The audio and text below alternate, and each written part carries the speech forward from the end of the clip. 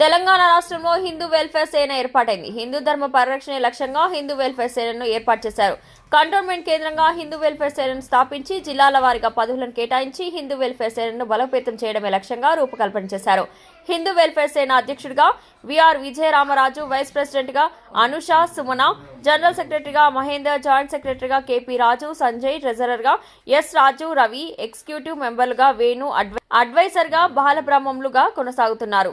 నిరుపేదలకు ఆదుకోవడమే ప్రధాన లక్ష్యంగా హిందూ వెల్ఫేర్ సేనను ఏర్పాటు చేయడం జరిగిందని విజయరామరాజు తెలిపారు. హిందూ వెల్ఫేర్ సేన అనేసి ఈరోజు ఫామ్ అయింది. అందరు కలిసి నన్ను ఫౌండర్ ప్రెసిడెంట్ గా ఎన్నుకోరు.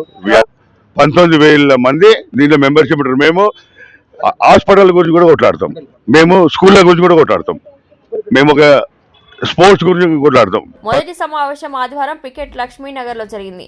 హిందూ వెల్ఫేర్ సేన కార్యాచరణను సిద్ధం చేసుకున్నారు. హిందూ ధర్మ పరిరక్షణగా తమ సంస్థ పనిచేస్తుందని విజయరామరాజు తెలిపారు. ఆసక్తి ఉన్నవారు తమ సంస్థలో సభ్యులుగా చేరవచ్చని సంస్థ ప్రతినిధులు సూచించారు. పలు సామాజిక కార్యక్రమాలతో పాటు సేవే లక్ష్యంగా హిందూ వెల్ఫేర్ సేన పనిచేస్తుందన్నారు.